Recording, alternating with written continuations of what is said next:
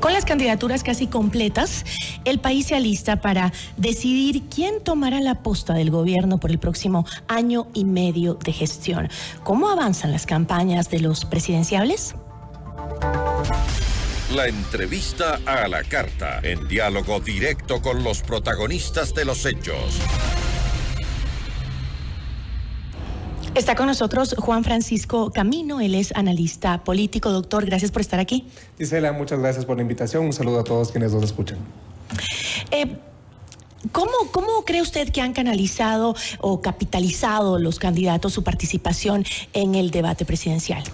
Bueno, la verdad, siempre hay que analizar justamente el postdebate. Y en el postdebate, en la conversación entre la familia, también la información que se genera en las redes sociales, se puede comenzar a evidenciar quiénes fueron mejor posicionados que otros. Es evidente, por lo que se ha escuchado, por las observaciones, y también me permito hacer un análisis personal ahí, que los mejor posicionados justamente son Jan Topic, por un lado. Por otro lado también Daniel Noboa, así es, también ha estado bien posicionado.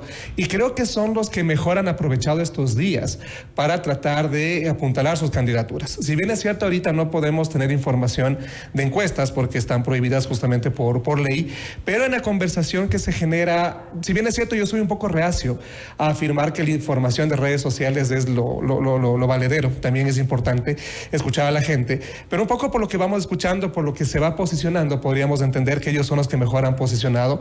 Podríamos hablar que tal vez la candidatura de Otto Sonnenholzner a la final no aprovechó el debate como tal. Y bueno, el resto de candidaturas creo que es más que evidente que no han crecido y algunas han caído en picada, ¿no? La Revolución Ciudadana incluso consideraría yo que el hecho de que esta semana la principal figura que está hablando es el expresidente Correa, habla mucho justamente de la caída que tiene la candidatura de la presidenta, perdón, la candidata Luisa González, y también la candidatura de Andrés Arauz. Entonces, al posicionar al expresidente Correa, habla mucho justamente de la crisis. Es por eso que hoy estamos viendo al expresidente Rafael Correa, entonces, que está saliendo en medios locales, que está dando entrevistas en redes sociales también, lo que no hizo la semana anterior. Exactamente, o sea, tratan de posicionarle a él, porque a ver, seamos también francos, la cultura política ecuatoriana se nutre mucho justamente de las figuras fuertes en los partidos políticos. Entonces, si bien es cierto, la presencia del expresidente Correa ha sido continua, pero esta semana me recuerda mucho lo que pasó, por ejemplo, en la candidatura de Barrera para la reelección en el 2014, que la última semana también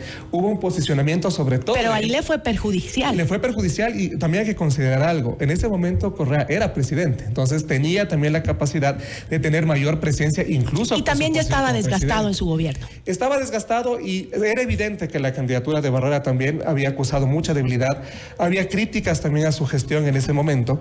Entonces, haciendo un paralelismo por la presencia del expresidente Correa, podríamos hablar que evidentemente los números no son buenos, que la Revolución Ciudadana evidentemente está acusando desgaste. Doctor, sabemos que la Revolución Ciudadana tiene un voto duro de un 25-20%, ¿no es cierto? Ahora, este bajón que dice usted que se vio en Luisa González durante el debate, ¿redujo su capacidad de ganar electores o redujo ese voto duro? Redujo la capacidad de ganar electores. Y yo creo que sobre todo la caída está en lo que llamamos el voto blando. El voto blando es un voto que, si bien es cierto, no es tan cohesionado, pero existe una alta posibilidad de que el elector se vaya por esa candidatura. La principal caída está en el voto blando. Por eso yo consideraría que el voto duro de la Revolución Ciudadana se va a mantener. Tal vez esta votación le permita acceder a segunda vuelta, pero ya en la segunda vuelta el escenario cambia completamente. El voto blando es el que ha caído, y considero yo que en lugar de tratar de alcanzar o de recuperar un poco ese terreno con el voto blando, más bien se ha perdido. ¿Y cómo cree usted que pudo afectarle o no al correísmo la impugnación de la candidatura de Cristian Zurita 15 minutos antes de que cierre el plazo? O sea, la verdad, para mi modo de ver, es incomprensible, porque en el contexto en el que está el país, en la incertidumbre en la que estamos, también evidentemente en el dolor y la afectación de los partidarios de Fernando Villavicencio, tomar una posición de esa forma más bien refuerza ese framing, esa idea de que ellos tal vez no están, o sea, están haciendo lo posible por impedir la candidatura. Entonces, no quiero decir que sea así. ¿Fue una decisión equivocada entonces? Y yo creo que políticamente fue equivocada. Porque políticamente, en este momento, en este contexto, el país lo que no necesita es generar aún más incertidumbre, sino más bien permitir que ya lleguemos al domingo, se den las votaciones, esperamos justamente en paz, confiamos evidentemente en las Fuerzas Armadas también, en el control que se haga en los recintos electorales, pero definitivamente es un error, porque refuerza esa idea que se está posicionando. Por otro lado, ¿considera usted que la oportunidad del movimiento Construye de llegar a una segunda vuelta se vio afectada el momento que en medio del dolor de la muerte de su líder, pues existan pugnas internas por llegar al poder?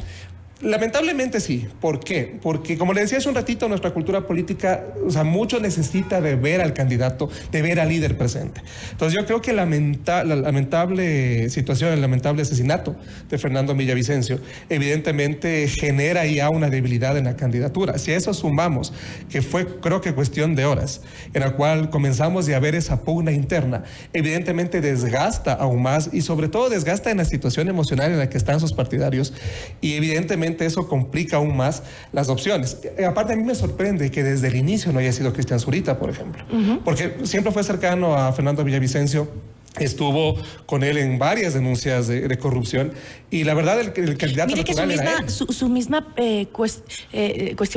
cuestionamiento que usted se hace de qué raro que no haya sido Cristian Zurita, desde el principio el sucesor de Fernando Villavicencio se la hizo ayer en este mismo espacio informativo la esposa de Fernando Villavicencio. Dijo, no entiendo por qué se dieron esas pugnas al interior, yo no sé de estos temas, pero no entiendo por qué no dijeron desde el principio Cristian Zurita, que era quien debía seguir el legado de Fernando Villavicencio. Los partidos políticos siempre van a tener facciones, pero en el contexto en el que estamos es incomprensible que se haya generado esa pugna. O sea, no podemos entender cómo, no solo por el tema de plazos, que evidentemente continúan, y a 10 días de la elección, yo no entiendo por qué se produjo esa disputa interna, y más bien, bueno, ahorita estamos ya a la espera, como bien lo dijo la presidenta Tamaint hace unos minutos, de la calificación de la candidatura, y bueno, con eso esperamos también que ya el proceso se desarrolle con tranquilidad, esperemos, hasta el día domingo. Bueno, será esta noche que se califique y ya tengamos certezas, ¿no? De qué es lo que va a pasar, cómo va a estar el tablero electoral. Pero